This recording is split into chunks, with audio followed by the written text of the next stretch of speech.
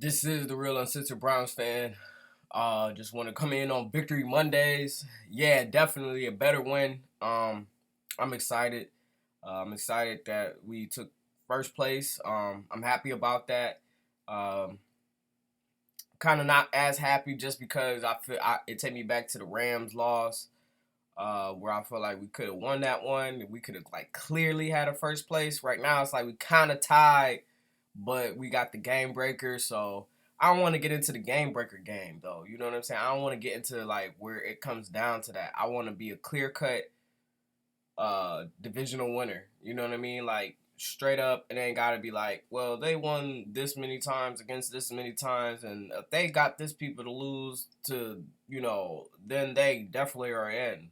Like I don't want any of that at all. So we just gonna just bask in this win for right now, man. I mean, what I could say, me doing this, I honestly, when I listen to a couple of the videos, like I listened to the Browns channel and Nathan Zagura, basically, I mean, he put it, into perspective. He put it in well perspective as far as what happened in the game. I'm just gonna give you a little bit of additional takes on my end, and as far as like what I noticed as a fan wise. I mean, I guess what a regular fan would notice. So let's just jump into it. So earlier in the game, and I'm looking at my notes because this was a really good game to really look at.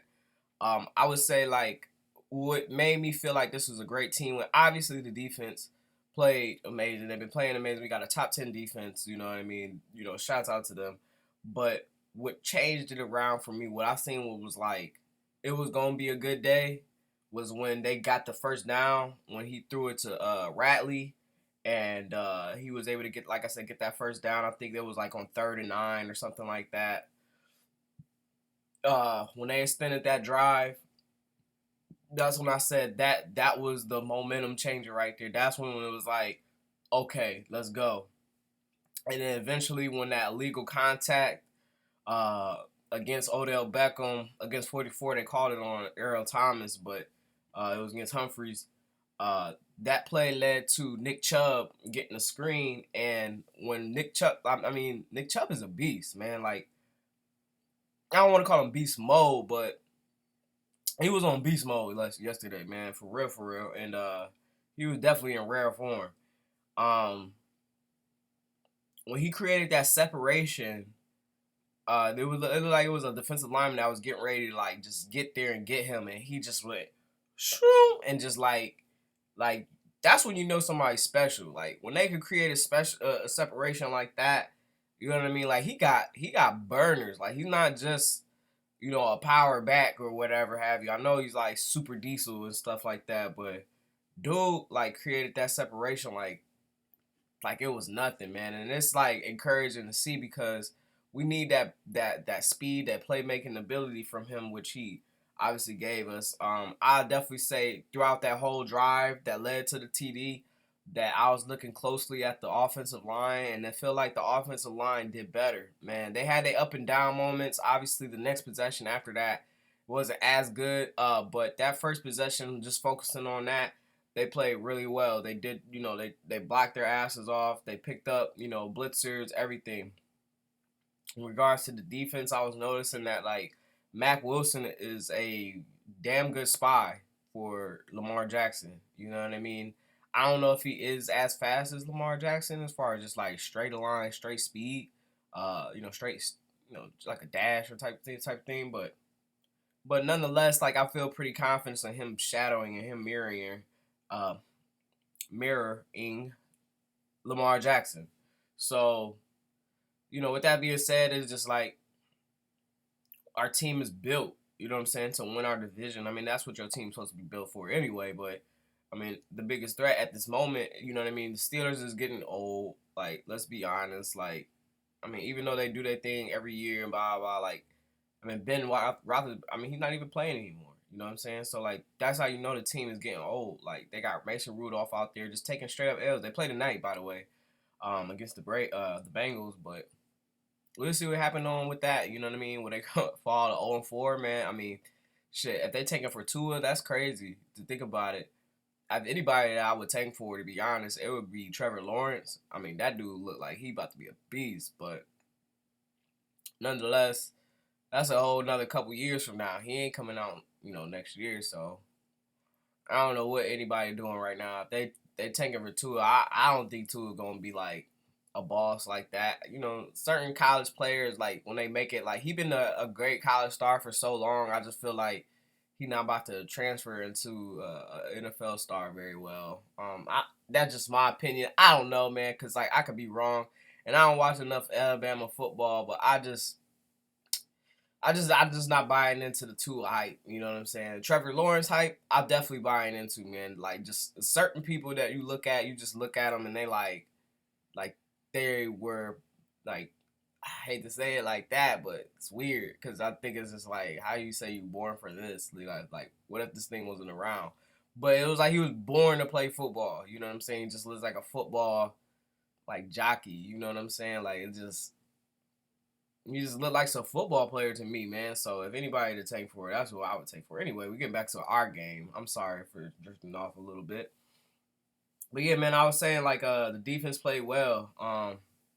Even on on the challenge where they said that I think it was supposed to be like we had a challenge. We had a challenge to make sure that it was not a catch because it was his foot went out of bounds. But when you look at that play, and like I said, it all came down. When I said the pregame, it was gonna come down to the defensive line or the line, the battle of the trenches, and it looked like our defensive line, the pressures, the packages, we all made it uncomfortable for Jackson to really get his feet down to really throw the ball comfortably. He kind of needs that time in the pocket. Everything kind of has to be. I don't know for sure all the time. I don't watch this game all the time, but I'm just saying like when I notice out of like certain quarterbacks, like a Cam Newton, like a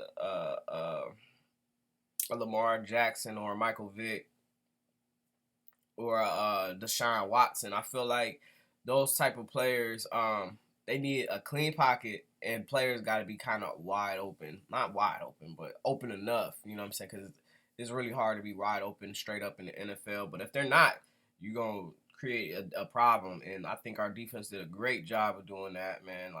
Shout outs to Steve Wilkes for getting these boys ready to play, man. You know, it's good, man. It's good to see, man. Obviously. So, and then when we ended in the first half, in the red zone, this is a fault. I felt like, we gotta run the ball sometimes, man. When we in the 10, like we gotta score. You know what I'm saying? Rather it be a pass or whatever, or just that. We gotta be able to score, man. We gotta run the ball. We can't just keep having these straight pass plays and not come away with a score. But entering into my final notes, I said that Nick Chubb, man, like, way to keep sticking with him. And I'm glad that they started to do what I felt like they needed to do as far as running out of the single back formation. Obviously the goal line is another thing. I mean, that was goal line, so I really ain't gonna be like, oh, they did what I said that they needed to do, blah blah blah, because that was goal line. I mean, obviously it should be clear as day. Like if you in goal line, you should run goal line. But at the beginning, I mean, last time they really wasn't doing all of that. But whatever have you. He ran out the I back formation, and what fucking happened? You know what I'm saying? Nick Chubb scored that 88-yard touchdown. You know what I'm saying? When you can't just be straightened up trying to utilize a running back straight up out of the shotgun. And I ain't saying they ain't run a little bit of I formation last game. It was just like it was straight up shotgun most of the time. It was like maybe one, maybe two, at most three. Formations was out of the I. I think I at least seen at least five. That's a handful out of his carry that was, I think, out of the I formation where it kind of let the play develop so that, the running back could do his thing. So, man, I'm glad that we keep running on that hot hand, man. I mean, I know his yards per carry this game blew up, obviously, when he had that big-ass touchdown. But in the beginning, it really wasn't that good. I think he was, averaging, before that, it was, 3.4 or 3.3 yards a carry or something like that. Like, something real minuscule, real small. But, we kept riding him. That's what type of player he is. I feel like you got to just keep on allowing him to just keep getting his carries, getting his touches, be able to feel the game, be able to wear the defense down, be able to like charge yourself up too, kind of get a foot feel of what the defense is doing, as well as the offensive lineman. The offensive lineman played well today, man. Like give a big shout out to them, man. Like it really come down to that because I was really looking and they for the most part they held up. Like I said, after that first drive of the touchdown, after the first touchdown, they kind of fell off. But then after that, when they got off the field and they came back, it was like they went back to do what they do best. So like, kudos. And Joe Schobert, man, like I mean, I let media kind of like influence me sometimes about players. Like I like Joe, man. To be honest, like he's like a quiet, silent assassin. Like you don't know he there all the time, but he makes his plays though at the same time. And you might get one on him, like he might miss a tackle on this one, but he definitely gonna make you pay for it on the next one. And that's what I feel like he did. That like he had caused a fumble, like that play right before that he had missed a tackle, and then right after he had forced that fumble. So like people was calling him like Nuke Kuechly 2.0. I don't know where that shit came from. I don't know. It was funny to hear though, but I think he's his own player, man. To be honest, like I think, and it's good to be that he's his own player. You know what I'm saying? He's somebody that's gonna be very crafty, very shifty in regards to that, and I think he's just a turnover machine, man. Very valuable to the team in that aspect, and um, I'm glad that we got him on the team, man. I'm glad that he's able to create those pressures and create those, because that was really like a game changer at that point. Because once that fumble happened, they abandoned the run game, and they was doing pretty well with the run game, man. Baltimore was, Lamar Jackson was looking like Vic out there though. I mean, Mark Ingram had 71 yards off 12 carries, which is like 5.9 yards per carry. That's 2 runs. You know what I'm saying? That's a first down. So like, I don't know why they abandoned the run. I get it. It was getting towards the end of the game, but had that been us, I'd be like, don't abandon the run. Not right now. You know what I'm saying? If we was having these type of stats, obviously beggars are not gonna run for 9 carries and 66 yards, but nonetheless, like, if that was the situation that we were kind of going through, I would be like, don't do it. Jarvis Landry had a big ass game too, man. 167 yards. He had no touchdowns, but the one play, it was so funny, man. The dude just kept on falling. He was just like, whoa, whoa, whoa. Damn, man. I didn't even know this video was going that long. All right, so we got 13 minutes, man. Let me try to wrap this up, bro. I only got a few more points that I need to make anyway, man. The defense played well, man. TJ Carey played well. Sheldon Richardson, Ogunjobi, Devereaux Lawrence played well, man. Like, our defensive line is sick, man. We is so nasty when it came down to that. And Demarius getting that sack off that blitz, man, that just goes to show, man, like when we are on our game, man, like it's really hard to beat us, man. We is a good team, and this is what I've been hoping and I've been expecting from them. But now we play against the 49ers next, man. So, this is gonna be a real challenge down the stretch. Got this, what is it, the 49ers, and then after that I believe it's the Seahawks, and after that it's the Patriots, and then I think there's supposed to be a bye week in between there. No, ain't no bye week. Broncos, and then the Bills. The Bills is gonna be a hard one, man. These is gonna be some hard matchups, man. I ain't even gonna lie. Oh, after the Seahawks, it is a bye week. All right, so I'm tripping. So yeah, man.